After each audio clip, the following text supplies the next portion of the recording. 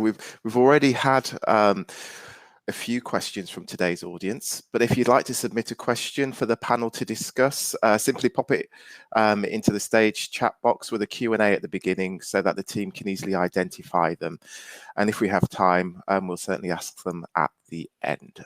So thank you very much for that. So we've got a few questions, as I mentioned. So the first one is from Nathan. And this is something I think that you've all touched upon before, but it's what are some techniques to manage my mental well-being before it becomes an issue? Would someone like to start? Go. I think both Sonay and I touched on this. Just looking at the question to manage my well-being, and some of the things that I talked about is coping ahead and putting in a care plan for yourself, recognizing what your triggers are, what your perspective is on life, and your past experiences will help you figure out what your stresses are. If you can recognize what they are and be mindful in that, you can do more about being proactive. Like I mentioned, building in rest time. Sonay talked about self-care. I talked about psychological safety, building in these little parts to create a better sort of supportive environment for yourself, and identifying what your support networks are and relying on them when you notice yourself. A lot of it does stem from mindfulness, because you're not going to know where you're at unless you're really tuning in and checking in with yourself. And Sonay mentioned journaling. And I think that's an amazing way to check in with yourself. And that way you're going to be able to put in some of the techniques that we mentioned before things get too much. That's great. Thank you, Céline. Would anyone else like to add anything to that? I'd completely agree with Céline. It's all about having that structure. Sorry, Sonay, we can't hear you. Maybe on mute. You hear me now? No. I can hear you, Sonay. Okay, it may be just me. That's all right. As I was saying, yes, I'd agree with Céline. It's just about having that structure, that routine of various self-care methods that work for you. So be it mindfulness, journaling, yoga, but also just resting. If you're really feeling down, sometimes you just need some sleep or just to lie down, and that's perfectly normal. That's yeah. great. Oh, sorry, Patrick. I was just going to say routine for me. I love a routine. Everyone laughs at me, but I love one. Killed me when I had a baby because I didn't quite understand what was going on there. But routine, fresh air, talking to somebody. And I think someone mentioned earlier, it doesn't always have to be over the phone. If it's by text, if that's how you can deal, if that's how you can express yourself better and easier, do it by text if you're struggling over the phone or in person. That's great. Thank you. Our second question's from, and they've asked, if I think someone at work I work with has mental health and well-being issues, how can I approach this sensitively so that I can support them? And the second part of that question is, should I report my concerns to our manager? This one, I touched on it a bit in my talk. Just reach out to that person, usually start with a message. I find actually when you ask someone, are they okay, ask a second time as well, just to really check, are they okay, and they're not just saying that they are. And if they open up, then just let them go at their own pace. If you don't feel comfortable asking that person how they're feeling, then you can report it to your manager, but I'd be a bit careful. It depends how you see your manager. If you feel that your manager is someone that would take the situation quite sensitively, I would go ahead. But if you can reach out to that person first, that's usually the best option. That's great. Thank you. For some reason, I can't hear you, Sonay. So I've seen your lips stopped moving. So I presume they joke. But as long as everyone else can hear you, that's really important. So sorry, Faye, did you want to respond as well? Yeah, I can hear Sonay. Yeah, I think I agree. I think it depends on the manager. I've had different managers over the time, and I think it largely does depend on the manager. You might not feel comfortable speaking to that person yourself, or you might do. Or again, it could just be a text to them. Again, that could just be an easier way to approach them. Hi, I'm in a private room. Do you want to come and have a chat? If not, I'll wait 10 minutes. If you don't come, that's fine. So something along that type of lines, really informal. Or should we nip and go and get a coffee? That's really hard right now. Hopefully things are getting better and easier for people, because I think seeing people can make a big difference. Yeah, absolutely. Thank you. I thought we've had a number of questions that have come through the chat, so I will try to get them for time, but I've just got a couple more questions that I'd just like to run through first before going to the chat. Omi asked if I think I would benefit from support, but don't want to go down the counselling route. What options are there? I can start with that one. I think I would ask, the first question I would ask is why you don't want to go down the counselling route. And the reason I ask that is because I was that person. I didn't want to talk. I didn't want to go into therapy. I just felt like talking about what had happened to me and my emotions was just bringing up bad feelings. That changed when I went on medication. I describe it as a dark cloud me lifting. Medication is not for everyone. But it has helped me be very more open-minded to therapy. And now I'm an absolute therapy advocate. So I'd want to know why you didn't want to go down that route. Alternatively, if you want, I'd also ask what you say that you benefit from support. What kind of support do you need? And that links back to mindfulness. What is it that you're struggling with? It might be that you need a mentor at work, or a mentor or a peer supporter through law care. Again, that's still talking type situations. It may be that you need a bigger support network. You may want to take up a new hobby, or join a group or something like that. So there's a few questions I'd have from that, but perhaps that's really helpful. Thank you, Céline. And just a reminder as well, in our expo booth we have got resources and also support there as well. Maybe we can go to get some more help and information. That's really helpful. Thank you. So can I just add one thing on? It's a bit of a weird one, but it's pet therapy. There's something about pets. There's some hospitals I go to that have therapy dogs in, and they are amazing. So it's a bit weird, a bit out there, but pet therapy might be something that you can look into as an alternative or as an addition. I'd like to just quickly follow up on that. I don't think it's weird. My therapist recommended I volunteer at an animal rescue centre, which was amazing at the time, and I became a cat cuddler and a dog walker, and that was so therapeutic. So definitely not a weird. Yeah, I think lots of nodding there, Faye. Absolutely makes sense. Tammy has asked a question: are there any behavioural cues to spot people who may be struggling? I can go for that one. Again, as I touched on in my talk, it can be something as simple as sort of feeling a bit more stressed. Are they drinking more coffee than usual?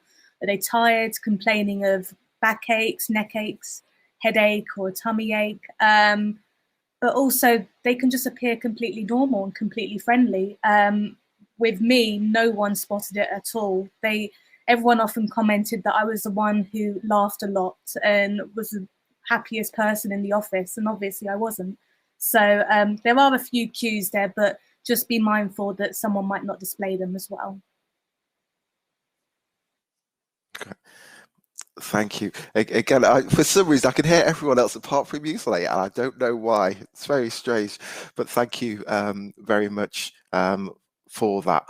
Final question before we go to the chat box, which is from William. Tips for quick stress busters? I'd like to jump in with a therapy skill called TIP, which is about tipping the temperatures. You may have seen it, especially this week, with the Connected with Nature theme for mental health awareness of sort of cold water therapy or cold water immersion. You can recreate that by splashing water, having ice, and it's a key therapy skill just to bring down the temperature of your body quickly and sort of anxiety and stress. in addition to those sorts of crisis techniques, Sonay said lying down and having a bit of a nap. Like, I love that as a little stress booster. I have an electric blanket on my bed, and sometimes I'll just climb in and have a little warm time. And that's really a stress booster for me, stress buster. I don't know if anyone has any other tips. Yeah, I think exercise. I used to do open water swimming, actually, so that's probably similar to that. With the cold water, fresh air, I think, is one of the big ones for me. I know it's not easy for everybody, but yeah, I think just taking in that fresh air, sea air as well. For some reason, not that I live that close to the coast, but sea air always seems to get me. Okay, great. Thanks, Faye. I think I'm more for the electric blanket than the open water swimming. So we'll go to. So thank you very much for that. In terms of looking at the chat, we've got a question from Emma for you, Faye. How do you manage the emotional exhaustion of your work? Are you able to compartmentalize it, or are you taking it home every night? No, I don't actually take it home every night. There are times where a case particularly gets to me. I had a young person who had tried to commit suicide on the ward, and it was because she'd not been offered the right support and assistance. She should have been under observations, basically. And it was dealing with that, and actually dealing with her and how she felt after that. And she no longer actually had those thoughts, and she had a very supportive family. And it's like all jobs, you do take things home, and perhaps you do stay up at night and you think over things. And I do it even a job at ULaw or my job as a solicitor. I think I do meet the most amazing people as well. They make me laugh. They do make me smile. They're funny, just very lovely, genuine people. You can take it home. You've got to be very careful not to take it home. Try and speak to your colleagues. Obviously, it's a confidential area of law, so do try to speak to colleagues if you are having if you have a particularly difficult case. I think that's probably the best way, because it's very difficult. Obviously, you can't speak with family members about confidential matters. But really good question, and it's a hard one. I can't answer yes or no, because I do take some bits, but hopefully it's all home with me. Yeah, and I think for a lot of professions, that's probably the case. If we think about other healthcare professions, social workers and others, counsellors, that it is incredibly difficult. But yeah, thank you, Faye. We've got a question from Mike. With the upcoming assessment period on the horizon, what 3 things would our speakers advise our students to do to best support their mental health during this time? It's a great question. Sonay. Start with that one, yeah. The main thing I would say is be kind to yourself. You know, you're here because you're smart. You can do these exams, you can do these assessments.